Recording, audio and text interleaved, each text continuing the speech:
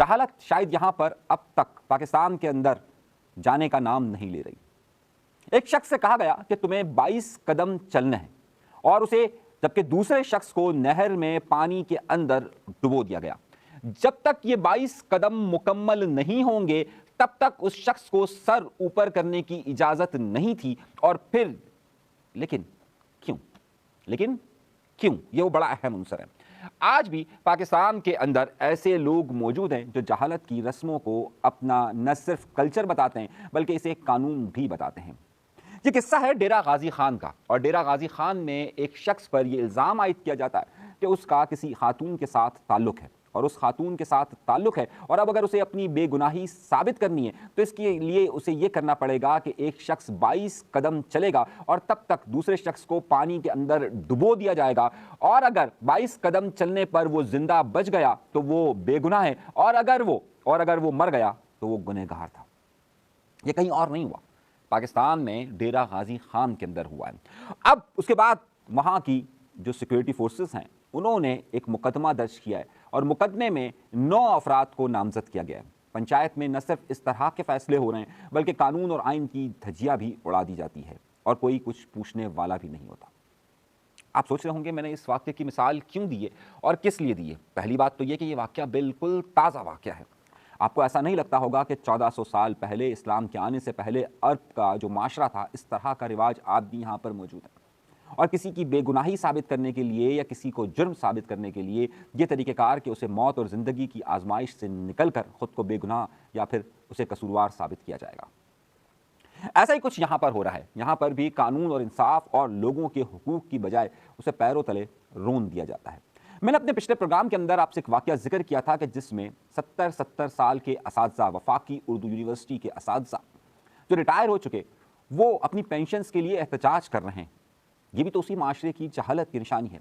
अब उस पर पेशरफ्त यह हुई है कि बाकायदा human rights commission of Pakistan ने उस पर ट्वीट किया है। न सिर्फ उस पर ट्वीट किया गया है बल्कि अब मामला यहाँ तक पहुँच चुका है कि एहतजाज की शिद्दत बढ़ती जा रही है। लेकिन इसका जिम्मेदार कौन है? मैंने कहा वफाकी हुकूमत, सूबाई हुकूमत। तो मुझसे पूछा गया, मुझसे बार बार पूछा गया आप नाम क्यों नहीं लेते।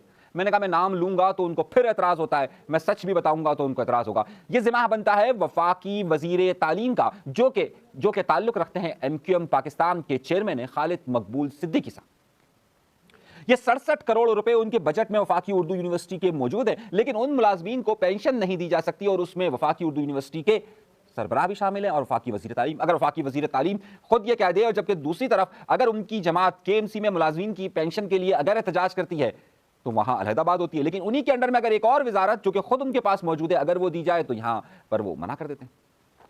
अब यही पॉलिसी डबल दोहरा मयार साथ साथ चलता रहता है, दोहरा मयार। अभी मुझे वफाकी वजीर आजम साहब यहां पर तशरीफ लाए, कराची तशरीफ लाए, वफाकी वजीर तशरीफ लाए, उनका इस्तकबाल खालिद मकबूल सिद्दीकी साहब ने किया। सवाल ये पूछा गया सूबाई वजारत क्यों थी? डेजिग्नेशन क्योंकि वफाकी वजीर ने इस्तकबाल करना है तो वफाकी वजीर का होता है, सूबाई वजारत से ज़्यादा होता है, और ख़ास तौर पर खालिद मकबूल सिद्दीकी साहब ने उनका इस्तकबाल किया। लेकिन उसके साथ साथ जहाँ MQM की यह खबर गर्दिश करती रही, वहाँ 2 बड़ी और खबरें भी गर्दिश करती रही, और वो खबर थी या अफवाह थी या फिर किसी की शरारत, ये बात जानना भी बहुत ज़्यादा ज़रूरी है। आफाक अहमद साहब महाजर कौमी मूवमेंट के रहनुमा हैं, और आफाक अहमद साहब का ने पिछले दिनों यानी कि करीबन कोई 10 अप्रैल को एक प्रेस कॉन्फ्रेंस की। उस प्रेस कॉन्फ्रेंस में आफाक अहमद साहब ने ये बात कही कि ये जो एक फेसबुक पर अकाउंट है आफाक अहमद नाम का, उससे मेरा कोई ताल्लुक नहीं और ना ही मेरी जमात का कोई ताल्लुक है। उसके साथ उन्होंने ये भी कहा कि एक आफाक न्यूज़ है कि जो हमारी जो जमात है उसकी खबरें वहाँ पर होती है, लेकिन आफाक अहमद नाम का जो फेसबुक पर अकाउंट है उससे कोई ताल्लुक नहीं। 10 अप्रैल की बात है, 10 अप्रैल की बात है। ये ज़रा गौर से समझिएगा, मैं आपको बड़ी खबर देने वाला हूँ। ये मैं आपको स्क्रीनशॉट इसका दिखा रहा हूँ। इसी अकाउंट से एक खबर रात गए चली कि अल्ताफ़ हुसैन साहब की बेटी यानी कि इफ्ज़ा अल्ताफ़ साहिबा के साथ कोई मामला हुआ है। अच्छा, अब बड़ी हैरत अंगेज तौर पर यह खबर थी और इसके जो जुमले देखिए तो उसमें बड़ा ही तज़ब्बुत था। फ़ौरन तौर पर यह शेयर होना शुरू हो गई, व्हाट्सएप ग्रुप्स, इधर उधर सब जगह यह खबर चलना शुरू हो गई। एक फेक अकाउंट से एक खबर चलती है, इतला चलती है, अफवाह चलती है, मैं आगे चलकर उस पर बात करता हूँ, तो सब जगह चलना शुरू हो जाता है। लेकिन हमारे यहाँ पर कभी भी नहीं देखा जाता कि खबर की दुरुस्तगी क्या है और इसकी जांच कर ली जाए। हमारे यहाँ पर फॉरवर्ड रिसीव का बटन दबा दिया जाता है। मैं आपसे इसलिए कह रहा हूँ कि कभी भी आप कोई इन्फॉर्मेशन आपके पास आती है तो उसे फॉरवर्ड करने से पहले कम से कम एक बार उसकी तस्दीक कर लिया करें। मैं जो खबर देता हूँ आप डंके की चोट पर कह सकते हैं कि यार उसमें तस्दीक शुदा होगी, उसमें कोई ऐसी बात नहीं होगी। अच्छा, मैं आता हूं कि उसमें क्या वाकई में कोई मसला हुआ था या नहीं हुआ था, लेकिन मैं ये बात बताना जरूरी समझता हूं आपको। अब जैसे मिसाल के तौर पर कई दिनों से मेरे पास ये खबर आ रही थी कि एमक्यूएम के कुछ एमपीएस और एमएनएस की बराह रास्त स्कीम 33 के अंदर सोसाइटियों के अंदर मुदाखलत हो रही है। मेरे पास एक कोकन सोसाइटी की भी आई, पीआईडी सोसाइटी की भी आई, बहुत सारी सोसाइटीज़ की आई, मेरे पास तस्वीर आई, मैंने खबर नहीं दी। अब उसमें कौन था? इकबाल महसूद एमक्यूएम के एमएनए, फरहान अंसारी एमक्यूएम के एमपीए, ये सब लोग की तस्वीर आ रही थी, हम खामोश बैठे हुए थे। लेकिन कल एक वाकया हुआ और एक सोसाइटी के अंदर रात 1:30 बजे एमएनए इकबाल महसूद ने और फरहान अंसारी ने वहां जाने की कोशिश की। वहां के लोगों का कहना यह कि ये लोग यहां कब्जा करने आए थे, वहां के लोगों का मौक़िफ़ है। हमने इस हवाले से फरहान अंसारी से रब्ता किया तो वो नमाज पढ़ रहे थे, फिर रब्ता किया तो मसरूफ़ थे, सही है। हमने कहा खबर की तस्दीक कर ले, लेकिन जो उनके मुखालफीन हैं वो ये बराह रास्त वीडियोज़ अपलोड कर कर उन पर कब्ज़ों की इल्ज़ामात आयद कर रहे हैं। अब उनका मौक़िफ़ आया नहीं, फ़ोन में रिकॉर्ड मौजूद है उनका, रब्ता ज़रूर किया हमने। तो खबर की तस्दीक ज़रूरी है ना, तो जब तक आप खबर की तस्दीक नहीं करते तब तक उसको आगे ना पहुँचाएं। और मैं हर खबर की तस्दीक करता हूँ और उसके बाद आगे पहुँचाता हूँ।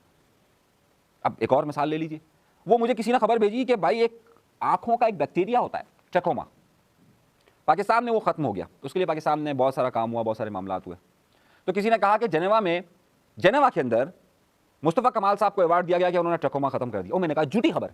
लोग कह रहे भाई अवार्ड दिया। मैंने कहा भाई बात सुनो, ये ट्रकोमा के खिलाफ मुहिम गुज़िश्ता 12 साल से चल रही थी, इनको वजारत मिले हुए 3 महीने हुए हैं, उससे पहले ये ख़त्म हो गया था, ये रिपोर्ट पहले बन गई थी। दर हकीकत ये एजाज़ पाकिस्तान की वजारत सेहत का है, ये 3 महीने पुरानी खबर की तस्दीक कर लिया करो, उसका एहसास है। अरे भाई उसको मिला है कि वो वजीर अभी बनाए, तो ज़ाहिर वजीर को मिलेगा और ये ख़त्म तो 4 महीने पहले की रिपोर्ट है कि हुआ है, और 4 महीने पहले WHO में जमा हुआ जेनेवा के अंदर, तो वो तो वजीर में होता, वो शानी होता वजीर, तो शानी को भी अभी ओहदा दे दो वजारत का, तो शानी को भी आप क्या वो उसका एजाज़ हो गया कि आप उसको दे दिया।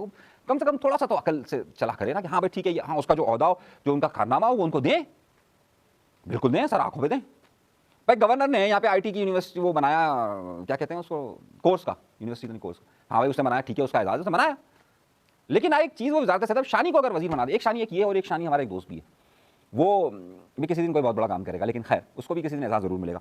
नुकता यह कि इसी तरीके से खबर की तस्दीक बहुत ज़्यादा ज़रूरी होती है। बहुत सारी खबर ऐसी होती है कि जिसकी तस्दीक आप कर लेते हैं, बहुत सारी खबर ऐसी होती है जो आपका एनालिसिस होती है। अब उस खबर में जो मैंने आपसे बताया उसमें उस आफाक अहमद साहब के फेक अकाउंट से, फेक जाली अकाउंट से एक चीज़ आई कि जनाब अफज़ा अल्ताफ़ के साथ क्या हुआ है बताया जाए, और भाई कुछ भी नहीं हुआ। अब हमने उस खबर की तस्दीक के लिए रब्ता किया, हमने कहा भाई कोई वाक़या कहीं एमक्यूएम लंदन या अल्ताफ़ साहब की जमात के पास कोई हो, एमक्यूएम पाकिस्तान के पास हो, सही है, या कहीं पर कोई ऐसी चीज़ हुई हो। तो हमने हर जगह से सर्च किया, तो ताहाल अभी कुछ भी ऐसा वाक़या रोनुमा नहीं हुआ। लेकिन वो स्क्रीनशॉट, उसका लिंक इतना शेयर हुआ, इतना शेयर हुआ, इतना शेयर हुआ बगैर तस्दीक के। तो तस्दीक ज़रूरी मामला होती है। अगली खबर पर आते हैं। एक और दो बड़ी खबरें देनी है, उसके बाद फिर हम चलेंगे। एक बड़ी खबर ये आई कि इंडिया की तरफ से ये दावा किया गया कि शाहीन मिसाइल, आपको याद होगा शाहीन पर मैंने पूरी डॉक्यूमेंट्रीज बनाई है, अगर आप वो वीडियो जाके देखें मेरे पास, शाहीन की पूरी हमने डॉक्यूमेंट्रीज बनाई। शाहीन को फायर किया इन्होंने पाकिस्तान ने इंडिया पर। अच्छा ये र्यूमर है, ये अफवाह है। अब अफवाह किस तरीके से, मैं आपको इसकी पूरी कहानी बताता हूँ।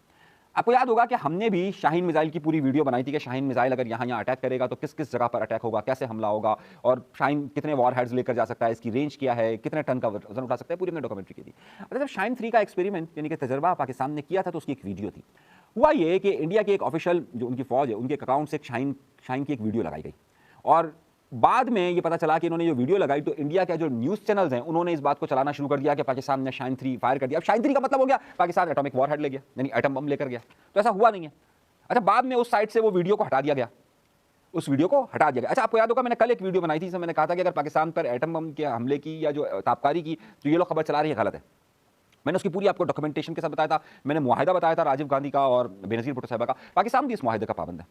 तो ऐसा नहीं हुआ कि यहाँ से कोई शाहीन वहाँ पर उड़कर गया हो और उस पर एटॉमिक वार हेड हो, क्योंकि उस मुआहिदे के तहत ऐसा पॉसिबल नहीं है। दोनों मालिक, ज़ाहिर है हम दोनों मालिक के बारे में कोई भी बात कर सकते हैं, लेकिन दोनों मालिक में से ऐसी कोई वाक़या हुआ नहीं है, तो ये खबर भी झूठी है। मैंने कल रात के प्रोग्राम में भी कहा था कोई जंग नहीं हो रही, लोगों ने कहना शुरू कर दिया था 19 तारीख को कोई बहुत बड़ी जंग हो रही है, 18 तारीख को मामला हुआ, मैंने इसकी मना किया था और नहीं हुआ। तो खबर की तस्दीक का एलिमेंट आपके पास बिल्कुल फोकस होना चाहिए। इसी तरीके से शाहीन 3 की खबर का मैं फोकस्ड आपको बता रहा हूँ कि गलत खबर, ये गलत खबर। हाँ एक खबर बहुत सच्ची है, केई का अजाब नाजिल हुआ है, बिजली लोड शेडिंग 10 घंटे, 12 घंटे, 14 घंटे, 16 घंटे, अगला दिन शुरू हो जाए फिर भी लोड शेडिंग चल रही है। लेकिन उसका नवाजा जरूर जा रहा है, नवाजा जा रहा है। कराची की एक जगह को आज कराची की सिटी काउंसिल ने एक जगह बेच दी केई को। बाकायदा 2,75,000 रुपए फी गज, और बाकायदा सिटी काउंसिल से इसका अप्रूवल आ गया। ये खबर है, सही है। तुम बिजली दो या ना दो, तुम हम पर अजाब ढाओ या ना ढाओ, लेकिन हम तुम्हें नवाजते रहेंगे। जगह देने के लिए तो हम सब हिमायत कर दी, पूरी सिटी काउंसिल ने उसकी हिमायत कर दी, वो तो सब आप खुद बैठे हुए थे। लेकिन जहां लोगों को सहूलत देने की बात आए तो उन लोगों को चोर करार दे दिया जाए। बोला यार लोड शेडिंग हो रही है, बोले लोग चोर है। बोला बिल तो भरते हैं ना, अगर आप बिल ना भरे तो आप मीटर काट के ले जाते हैं दूसरे महीने, तो फिर चोर कैसे हुए? कह रहे नहीं आपके पीएमटी से चोरी हो रही है। बोला पीएमटी से चोरी करना क्या हमारा जिम्मा, हम संभालें? नहीं, जब तक आप उस चोरी को नहीं रोकेंगे नहीं होगा मसला। अब इन्होंने नया ड्रामा शुरू किया, और नया ड्रामा शुरू किया कि आपके इलाके की बिजली जाती है तो आप ऐसा करें कि हमें 50 लाख 60 लाख 1 करोड़ रुपए का वाउचर जमा करवाए, हम आपका फीडर तब्दील कर देंगे। अच्छा, अब हमने 60 लाख रुपए जमा करवा दिए, सही है, उसके बावजूद भी फीडर चेंज करें। बोले यार आपकी अपार्टमेंट, आपकी गली का एक जो घर है ना, उसमें पैसे नहीं दिए, जब तक वो नहीं देगा तो हम नहीं देंगे। अब तो क्या हम उससे जाके पकड़े, पैसे भी ले लिए, नहीं हो, ये नया धंधा। लेकिन हाँ, सिटी काउंसिल हो, सिटी डिस्ट्रिक्ट गवर्नमेंट पूरी हो, सूबाई हुकूमत हो, फाकी हुकूमत हो, नवाजा जरूर जाएगा। नवाजते रहे, नवाजते रहे, नवाजते रहे।